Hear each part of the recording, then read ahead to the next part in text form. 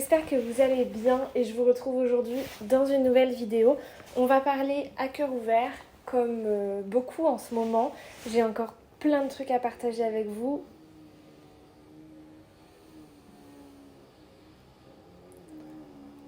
Ça fait quasiment 1 heure que mon voisin fait des trous dans le mur. Je pensais qu'il avait terminé. En fait, j'avais pas spécialement pensé vous faire cette vidéo et j'avais pas prévu spécialement de vous parler de ce sujet-là. Vous allez voir la vidéo une bonne semaine après, mais au moment où je filme, Marie, donc Enjoy Phoenix, a sorti une vidéo sur sa chaîne qui parle de mariage et d'enfants. Donc c'est une vidéo qui dure 1 heure, peut-être que vous l'avez vue. Aujourd'hui, j'aimerais lui apporter une réponse. Pas directement à elle, parce que je pense que Marie ne verra jamais cette vidéo, mais c'est pas le but. Mais j'aimerais juste en fait apporter une réponse, apporter ma vision des choses, parler de mon expérience, mon ressenti, parce que cette vidéo m'a fait beaucoup réagir. Je l'ai trouvée très touchante. Je suis pas du tout dans le cas de Marie. Donc pour les gens qui n'ont pas vu cette vidéo, en fait, elle a parlé du fait qu'elle ne souhaite pas se marier, qu'elle ne croit pas en le mariage, et que pour le moment en tout cas elle ne souhaitait pas avoir d'enfants et que peut-être elle n'en voudrait jamais. J'ai trouvé ça courageux d'aborder ce sujet-là sur sa chaîne. C'est une de celles qui se fait le plus attaquer dès qu'elle ouvre la bouche et c'est pas des sujets forcément faciles à aborder, donc j'ai trouvé ça assez courageux. Je suis pas du tout dans son cas et je peux pas comprendre ce qu'elle ressent, mais sa vidéo m'a touchée. J'ai réussi à entendre sa souffrance par rapport à ça et j'avais envie moi aussi de réagir, de répondre, d'apporter mon témoignage qui ne va pas du tout dans le même sens mais qui je pense peut être intéressant quand même. Je me dis que peu importe dans quelle catégorie vous vous trouvez, peu importe que vous vouliez des enfants ou pas, c'est toujours intéressant d'entendre les témoignages des autres et je pense que ça peut aussi vous apporter quelque chose à vous. Peut-être que vous vous êtes retrouvés dans la vidéo de Marie, peut-être que vous allez vous retrouver dans ma vidéo, peut-être que vous n'êtes ni l'un ni l'autre, c'est pas grave. Et c'est ça qui fait aussi la beauté de notre monde. Je vous invite évidemment à me répondre en commentaire ou à m'envoyer un message privé si vous le souhaitez pour qu'on en discute. Peu importe d'ailleurs votre expérience, votre ressenti, est-ce que vous avez envie de répondre à cette vidéo ? Je trouve ça hyper important de pouvoir libérer la parole à ce sujet-là. J'ai l'impression que ça se libère quand même, qu'on arrive de plus en plus à parler de tout ça. Je trouve ça bien et j'espère que ça va continuer dans ce sens-là. Si vous me suivez depuis un moment, vous le savez déjà, je suis pas du tout dans le même cas que Marie, puisque moi, je rêve d'avoir des enfants. Depuis toute petite, je me suis toujours vue me marier et avoir des enfants. C'était un peu mon rêve ultime et presque, j'aurais envie de dire, ce pourquoi j'étais là. C'est un peu toujours ce que je pense aujourd'hui. En fait, quand j'étais petite, j'étais pressée de devenir adulte pour enfin me marier et avoir des enfants. Comme si c'était vraiment mon plus grand but sur Terre. Et ce sera toujours, je pense, mon plus grand rêve d'être maman et d'être mariée. Je comprends qu'il y ait des gens qui n'aient pas ce rêve-là, je comprends qu'il y ait des gens qui n'aient pas ces envies-là. Je l'accepte totalement, ça me pose absolument aucun problème. Au contraire, moi, les gens qui veulent pas d'enfants, n'en faites pas. Surtout, un enfant, il a besoin d'amour, il a besoin de tellement de choses, il faut vouloir avoir un enfant pour en avoir. Cette vidéo va être un peu fouillie, mais j'espère que vous arriverez à comprendre ce que je veux aborder. J'ai toujours voulu me marier, avoir des enfants. Depuis une dizaine d'années, je me sens prête à devenir maman. Pas juste prête dans le sens c'est cool, ça peut arriver. Pas prête dans le sens mon corps est prêt. Pas non plus prête dans le sens financièrement ça passe. Prête dans le sens c'est pas prête en fait. J'ai envie de devenir maman. C'est un sujet que j'ai abordé récemment avec ma psy et en fait il y a la différence entre cette notion d'envie et cette notion de besoin. Je crois que je ressens presque le besoin d'être maman, comme si je pouvais pas être vraiment heureuse et comblée tant que j'aurais pas donné la vie. C'est quelque chose qui est très compliqué à comprendre pour les gens qui ressentent pas ça et je l'entends parfaitement, mais c'est vraiment ce que je ressens au fond de moi. Ça fait 10 ans que je suis dans cette espèce de tourbillon où le fait de ne pas encore être maman me rend malheureuse et pour autant je peux pas l'être. C'est très compliqué, c'est pas quelque chose qui est facile au quotidien. Je vais vous parler d'un truc dont je pense que j'ai pas parlé ou peut-être très peu sur les réseaux, c'est que en fait Donc je suis avec Arthur, mon conjoint, depuis 3 ans, quasiment. Et avant, je vivais tellement mal le fait... Donc j'ai été célibataire pendant très longtemps avant. Et je vivais très très mal le fait d'être célibataire. Pas tant parce que j'avais besoin d'avoir quelqu'un dans ma vie, même si évidemment je suis ce genre de personne qui supporte très mal le célibat, mais c'est un autre sujet. Mais surtout parce que j'avais l'impression que du coup j'aurais pas d'enfant. Dans mon plan de vie idéal, je devais devenir maman vers 22-23 ans. Je vais en avoir 27, je suis pas maman. C'est quelque chose qui est très très compliqué. Ton plus grand rêve arrive presque à échéance, on va dire. Quand j'ai approché en fait les 22-23 ans et que j'ai compris que je ne serais pas maman à cet âge-là, ça a été vraiment très très compliqué. Ça a été quelque chose que j'ai vraiment très mal vécu. Un peu plus tard, il y a 3-4 ans, un peu avant de rencontrer Arthur, j'ai fait une grossesse nerveuse. Parce que en fait, je voulais tellement un enfant que mon corps est tombé enceinte.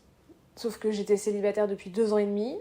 Je savais que physiquement c'était absolument impossible. Donc je ne pensais pas être enceinte. Je savais que je ne pouvais pas l'être. Mais mon corps avait tous les symptômes d'une grossesse parce que c'était ce que je voulais le plus profondément. À ce moment-là, j'ai compris que j'arriverais pas à être heureuse si j'étais pas maman. Et j'ai commencé à me renseigner pour faire un enfant toute seule. Dans ma vie, j'avais tellement ce besoin de donner la vie que j'étais à ce point de me dire j'ai pas besoin d'avoir quelqu'un, tant pis si j'ai personne. Je veux juste un enfant que je puisse aimer de tout mon cœur et à qui je pourrais tout donner. J'avais commencé à me renseigner, à faire des premières démarches et puis j'ai rencontré Arthur. Ça a été à la fois un souffle d'espoir de me dire ok, peut-être que je pourrais avoir un enfant avec quelqu'un et en même temps un truc de me dire d'accord, donc là on vient de se rencontrer, on va clairement pas faire un enfant dans les 3 mois à venir, donc ça repousse ce rêve. Et ça a été très très compliqué. Dès le début, et je sais que c'est quelque chose qui est... Enfin, j'en suis pas fière parce que c'est pas agréable pour la personne, mais dès le début, j'ai besoin de m'assurer qu'il serait prêt à devenir papa et qu'il voulait des enfants. Parce que c'était tellement important dans ma vie à moi qu'il était impossible pour moi de m'engager dans une relation si ça n'aboutissait pas sur un enfant. C'est pas facile de vous dire ça, parce que je sais que c'est pas facile à entendre non plus pour les autres et que c'est quand même compliqué. C'est des mots qui sont durs, je le sais. J'arrive pas à penser autrement. On entend souvent parler de pression sociale, on en parle de plus en plus, je trouve que c'est une très très bonne chose, du fait qu'on demande sans cesse aux femmes quand est-ce qu'elles vont se marier, quand est-ce qu'elles vont avoir un enfant. Je dis aux femmes parce que c'est quand même beaucoup plus aux femmes qu'aux hommes, même si les hommes sont aussi concernés, mais on demande aux gens, à partir d'un certain âge, quand est-ce qu'ils vont se marier, quand est-ce qu'ils vont avoir un enfant. Je comprends que ce soit très difficile à gérer pour les personnes qui reçoivent ces questions-là sans cesse. Dans ces personnes-là, il y a celles qui ne veulent pas d'enfants, celles qui ne peuvent pas en avoir, celles qui ne sont pas encore prêtes, celles qui n'ont pas trouvé la bonne personne avec qui faire un enfant, celles qui ont des difficultés pour avoir des enfants. Et en fait, toutes ces personnes-là, ça les fait souffrir. Je pense que là, on commence à comprendre quand même en 2021 qu'il faut arrêter de poser ces questions-là, il faut arrêter de demander aux gens quand est-ce qu'ils vont avoir un enfant, si c'est pour bientôt, s'ils vont faire un deuxième, un troisième, un quatrième. Mais il y a une chose dont on ne parle pas. Alors, je pense que je ne suis pas la seule à vivre ça. Mais vraiment, on n'en parle pas. Quand tu veux un enfant plus que tout, il n'y a personne qui te dit « alors c'est pour quand ?» Parce que tout le monde sait que si tu pouvais, ce serait déjà fait. Enfin, en tout cas, moi, dans mon cas, je pense que c'est ça. J'ai jamais reçu cette question de « alors c'est pour quand ?» Parce que je pense que mes proches, mon entourage, savent tous que c'est mon rêve le plus cher. Si j'en ai toujours pas, c'est déjà moi qui en suis la plus malheureuse. Donc, il n'y a pas besoin de me poser cette question. Donc, je pense que j'ai cette chance, entre guillemets, qu'on ne me pose pas cette question. Mais en réalité, il y a d'autres choses qu'on me dit. C'est-à-dire que quand j'ai le courage de parler de ça, de dire que je rêverais d'avoir un enfant, que j'aimerais bien être maman, que j'ai hâte, on me répond toujours, sans exception. Mais t'as le temps, mais t'es encore jeune. Mais t'es toute jeune, tu vas avoir 27 ans, c'est jeune pour avoir un enfant. Aujourd'hui, les enfants, on les a à 35 ans. Mais t'as le temps. C'est super dur à entendre. Je sais à quel point c'est bienveillant. Je sais que ça part jamais d'une mauvaise intention, que le but n'est jamais de me blesser. Mais vous n'imaginez pas à quel point c'est difficile à entendre. Et quand j'entends « mais t'as le temps », qu'est-ce que vous en savez? Ça fait 10 ans que j'attends, ça fait 10 ans que j'ai le temps. Alors vous imaginez bien que maintenant j'ai 27 ans, on me dit t'as le temps, vous imaginez quand j'avais 22 ans, c'était pas t'as le temps, c'était mais t'es folle de vouloir un enfant aussitôt, ça va pas la tête. Je sais que c'est certainement difficile à comprendre pour les gens qui ne ressentent pas ça, mais c'est sincèrement une des phrases qui me blesse le plus et qui est la plus difficile à entendre. J'ai pas le temps. Qui a le droit de décider si j'ai le temps ou pas d'être heureuse? J'ai le droit de l'être maintenant. C'est pas tant cette histoire de ménopause, d'horloge biologique et cette espèce d'épée de Damoclès que toutes les femmes ont au-dessus de la tête. C'est pas ça.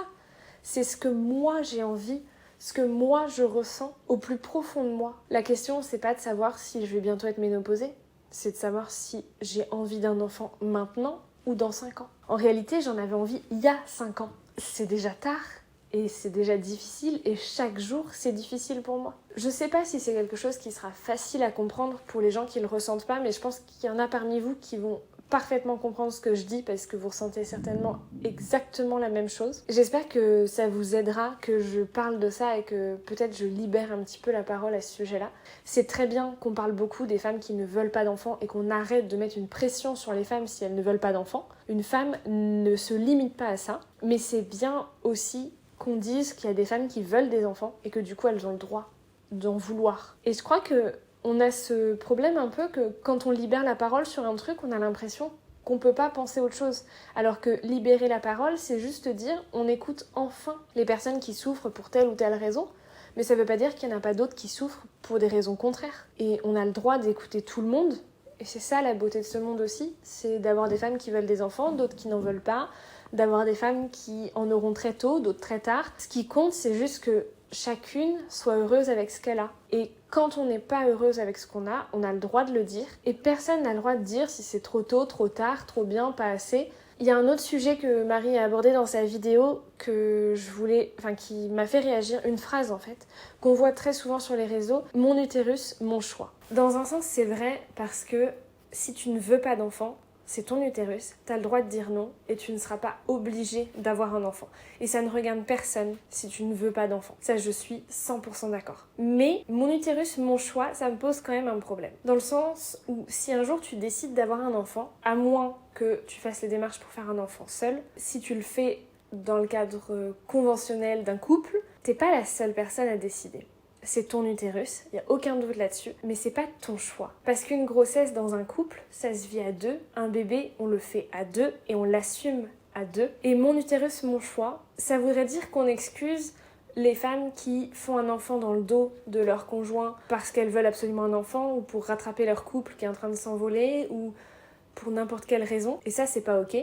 Ne le faites pas, déjà ça marche pas pour rattraper ton mec et en plus il y a un enfant au milieu. Fais tout ce que tu veux pour rattraper ton mec mais ne mets pas un pauvre enfant innocent au milieu de tout ça. Mais en fait mon utérus, mon choix, ça voudrait dire que c'est mon utérus, donc si j'ai envie d'être enceinte, peu importe si ça te plaît ou pas, j'ai le droit. Et tu peux pas infliger ça ni à ton mec, ni à ton ex, ni à ton plan cul ou je ne sais qui. C'est ton utérus, mais c'est pas que ta vie qui sera impactée, c'est aussi celle de l'autre personne. Ça, c'est la première chose. Et la deuxième, c'est que, je vais parler pour moi, c'est mon utérus. En effet, il m'appartient, c'est mon corps. Mais aujourd'hui, je suis toujours pas maman à 27 ans, alors que c'est mon rêve le plus cher et que si j'avais eu le choix, si c'était vraiment mon choix, je serais maman depuis au moins 5 ans. C'est en effet mon utérus, mais c'est pas mon choix. Aujourd'hui, si je ne suis pas maman, si mon utérus n'a jamais porté la vie, ce n'est pas mon choix. Et j'entends bien que Marie, quand elle l'a dit, et sur les réseaux, quand on le dit, on l'entend dans un sens complètement différent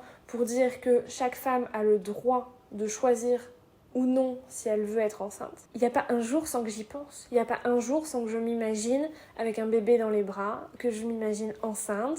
Il n'y a pas un jour, je pense, sans que j'en parle. Je n'arrive plus à vivre sans ça. Je n'arrive pas à être réellement heureuse sans être maman. Il y a un autre sujet que Marie a abordé aussi dans sa vidéo, c'est le fait de voir les autres se marier, avoir des enfants, et qu'à chaque fois, dans son cas, elle, ça lui reflète le fait qu'elle n'est toujours pas prête, que ses amis entrent dans une nouvelle étape peut-être de leur vie qu'elle n'est pas prête à franchir et qu'elle n'a pas envie de franchir pour le moment ou jamais d'ailleurs, et que c'est super douloureux parce que c'est toujours un peu cette pression de dire merde, je suis en retard sur les autres. Je comprends parfaitement, mais je le vis dans l'autre sens. C'est-à-dire que évidemment, j'ai alors 27 ans, autour de moi, j'ai des gens qui se marient, j'ai des gens, enfin des copines qui sont enceintes, j'ai des copines qui accouchent, qui ont des bébés. Je suis la plus heureuse pour elles, vraiment. Quand j'ai une copine qui m'annonce sa grossesse, je suis trop heureuse.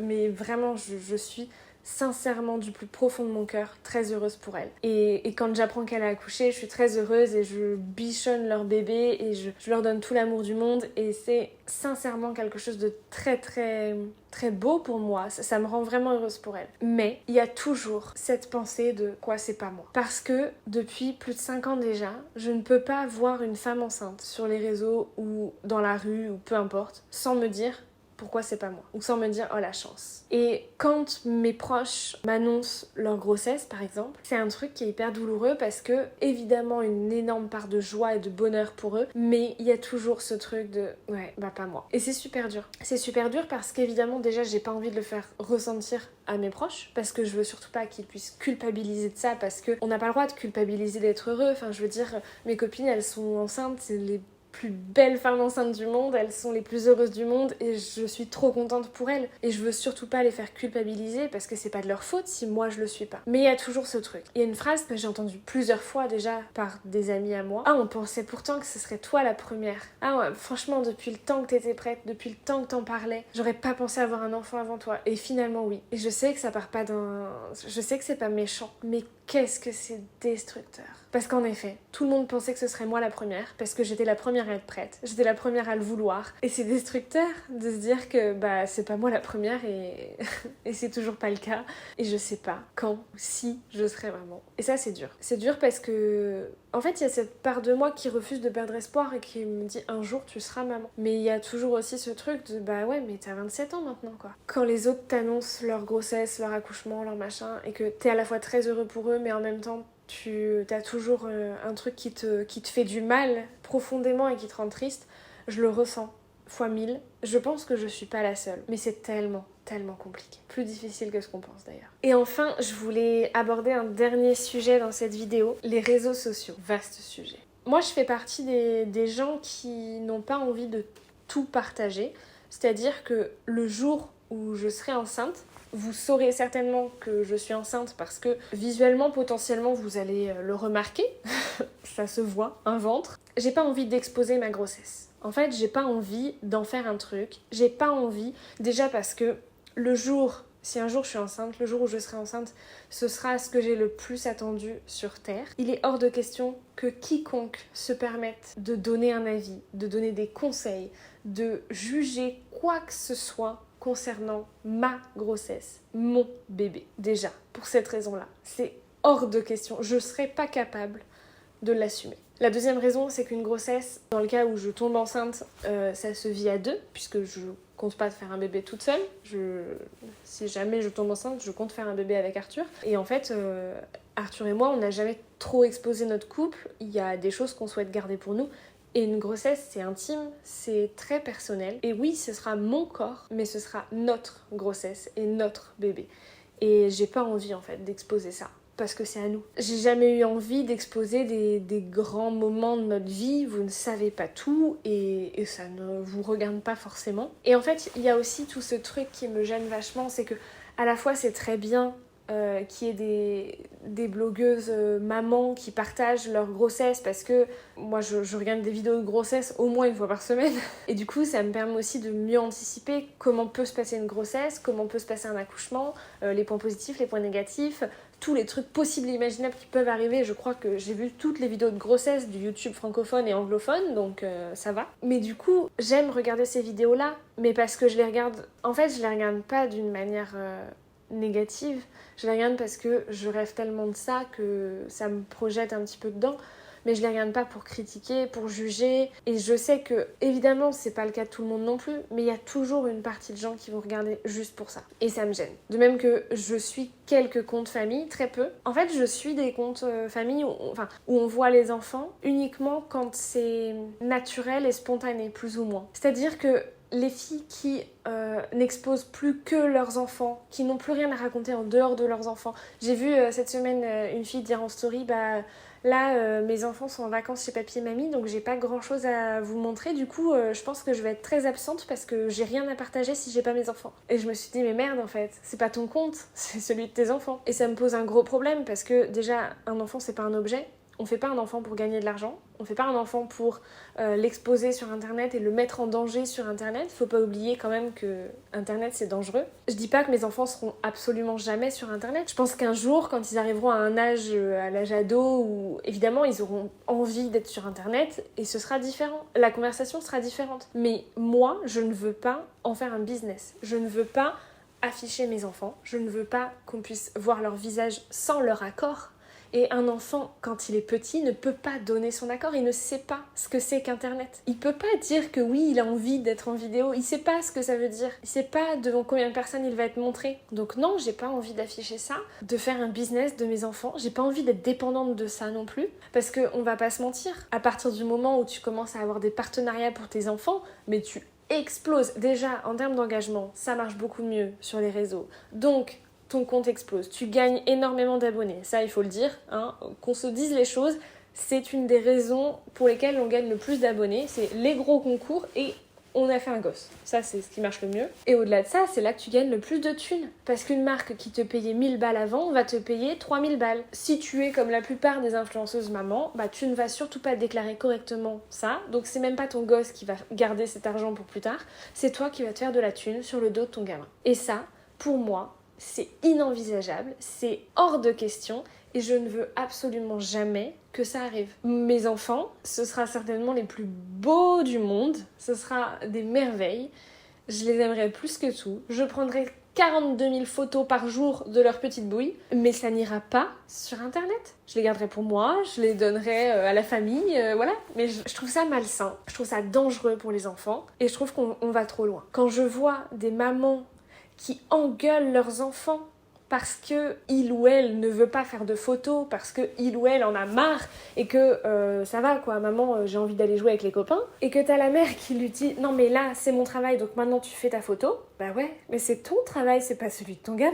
Et je vous assure que ça, ce sont des choses qui arrivent tout le temps. Je connais pas tous les comptes de maman d'Instagram, et heureusement, parce que sinon je pense que je pèterai un plomb, mais je vous assure que j'en connais quelques-uns et que toutes, ou presque, agissent de cette manière. Au point où tu engueules ton gamin, ta gamine parce qu'il n'a pas envie de faire une photo, où tu habilles ton enfant juste pour faire des photos et que tu l'engueules parce qu'il s'est sali, parce que le gamin il est allé faire du 4 pattes dans la terre, parce que c'est un gamin quoi. Et ça me rend folle. Ça me rend folle parce que tu fais pas un enfant pour ça. J'ai un peu dévié de sujet, mais on reste sur le sujet des enfants. Cette vidéo a été très longue. J'espère qu'elle vous aura intéressé. J'espère qu'elle aura ouvert des discussions, qu'elle vous aura donné envie d'échanger avec moi. Si c'est le cas, n'hésitez pas. Je vous fais de très gros bisous. Je vous dis à bientôt dans une nouvelle vidéo. Ciao!